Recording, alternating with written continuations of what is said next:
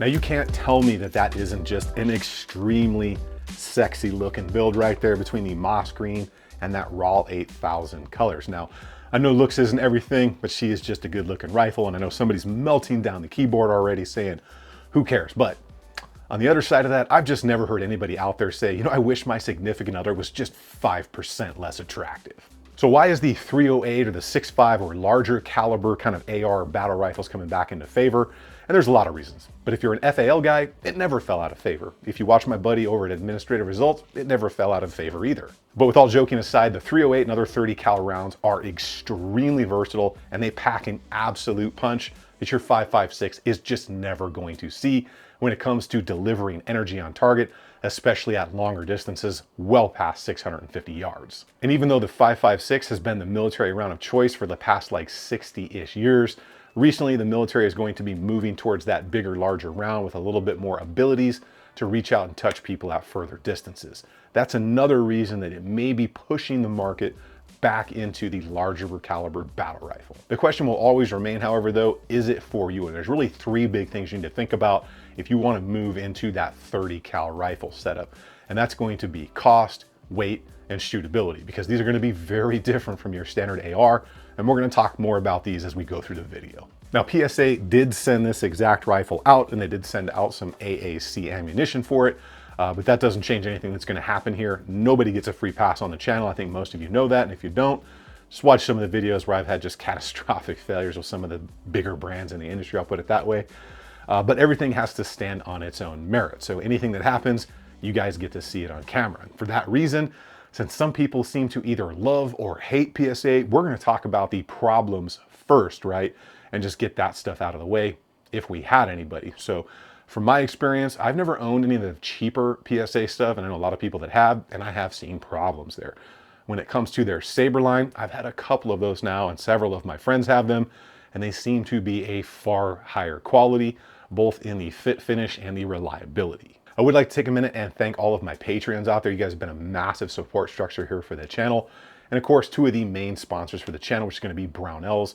They've just been my go-to in the industry long before I started making YouTube videos, but they're just one of the best companies out there in the industry. And of course, if you're looking for that sweet, sexy, suede-backed leather Kydex holster, check out Hidden Hybrid Holsters. They keep you looking good and feeling good all day long, whether you're running out there in the world or wearing a little bit of that leather to dress it up at the wedding, because who doesn't go strapped to a wedding, right? When it comes to issues, there's really two areas we are going to focus on here when it comes to the Sabre 10A1. And these are things you need to be very specific with pretty much any rifle. And those two areas are going to be the reliability, obviously, and the accuracy. So we want to maximize this 308 cartridge and this 16-inch barrel.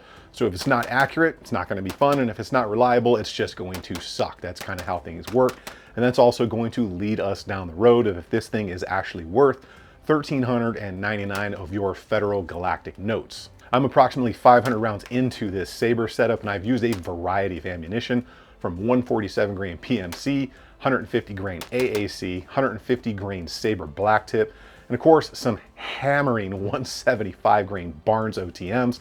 And I'll just give you a wild guess in the comments down below. Let us know which one of those you think performed the best. The first thing we need to address is there is an adjustable gas block on here. So right out of the box, it's going to run extremely reliably as it's set up, and pretty much run reliably on just about every ammunition out there, unless you're running some weird Bubba Down by the River reloads. But when you throw a suppressor on there, you will need to make some adjustments, and during the time you're making those adjustments, you could run into some cycling issues.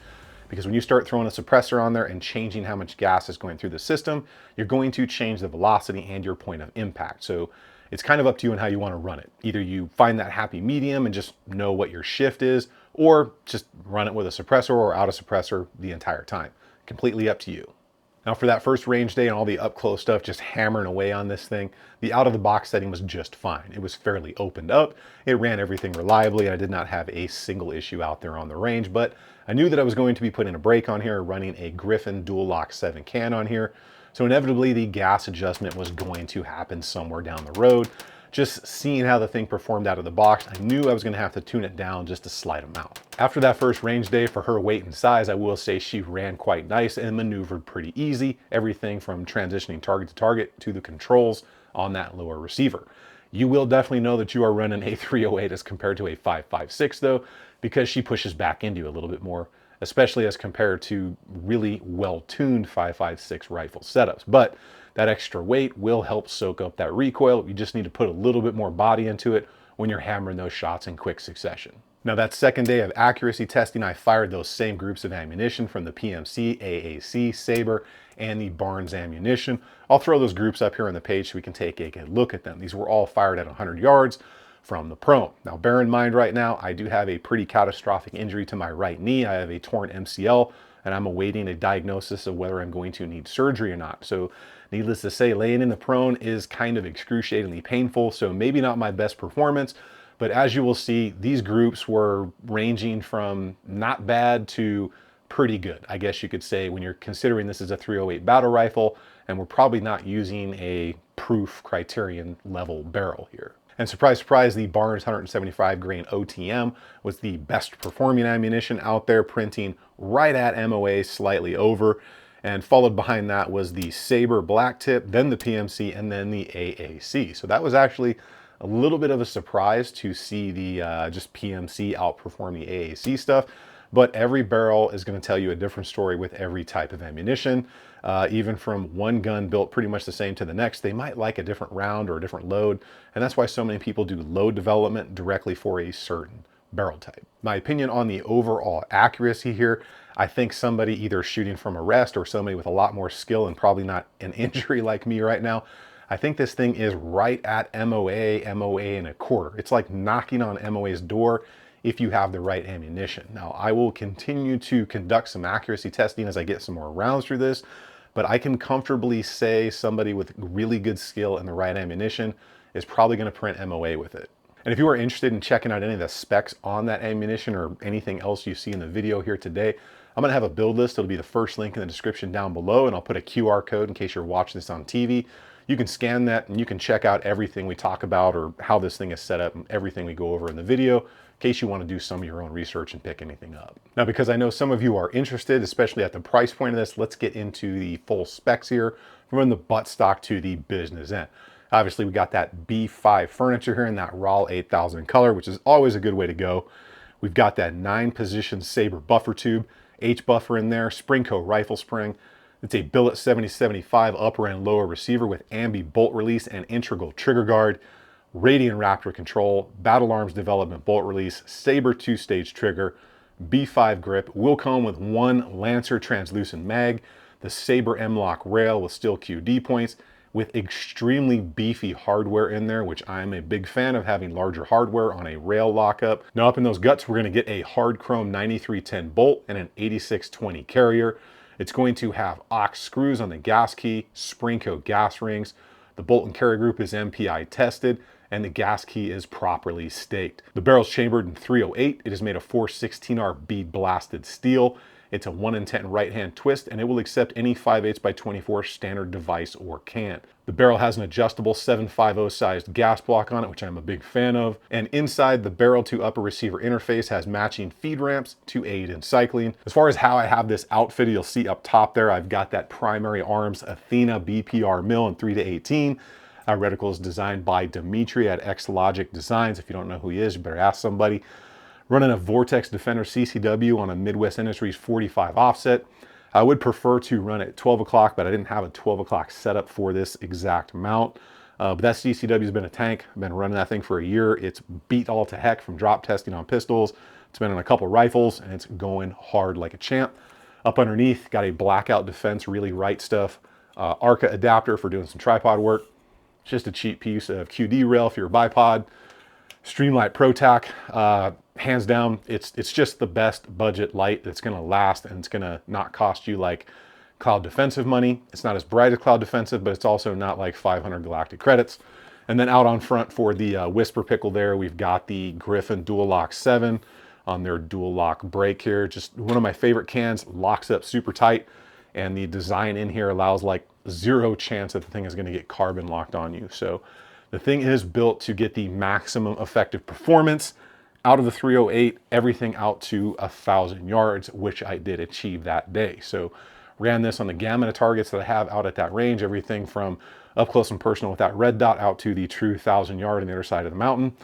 Once I got my dope right, the impacts were very easy. So once you get dialed in, figure out which ammo you're gonna need, it's gonna do everything you're gonna need a 16-inch 30 cal battle rifle to do. Back to where it started with the cost, weight, and shootability when it comes to the Sabre 10A1. So for 1,399 galactic credits, if this thing continues to be as reliable as it is with the accuracy that I have achieved, I think that's actually a great price, because even if you try to build one, even if you have all the tools, because you need slightly different tools for the AR-10 style setup, I think you're probably going to go over that price point. To give you some comparisons between some non-budget friendly items, if you go with like a Knight's SR25 or even like a Seekins, which is kind of like a really well-priced 308 setup, you're going to be anywhere from 2,800 to over 5,000. So there is a drastic difference. Now, I'm not saying or comparing, saying just as good any of that stuff, but if you want or need like an entry-level kind of more budget-friendly 308, this seems to mark a lot of boxes that are going to get you pretty much everything you need out there on the range. As far as how much this thing weighs, as it's set right here with no ammo, 12.8 pounds. She is a thick girl, but that weight does help soak up some of the recoil, and even though it's a little bit heavier, it does still maneuver fairly well. But you just have to understand that when you step into the 30 cal stuff, you're gonna be bearing a little bit more weight, and there's just no way around that. You could lighten it up and go with just a red dot or something, but when we're talking about getting everything that you can do out of a 308, you want some magnification there, at least in my opinion. Then you can go with an offset red dot, whether it's 45, 12 o'clock, whatever you want to do. So 12.8 pounds, is it the worst? No. Is it the best? Definitely not. As far as accuracy and shootability go, it's going to do everything you're going to need it to do, from up close work out to 1,000 yards pretty easily. Now, with the right ammunition and the right end user, it's right at MOA. I can't say it's sub MOA, but I think with the right person and the right ammo, you're going to get MOA at least, MOA and a quarter for most of us.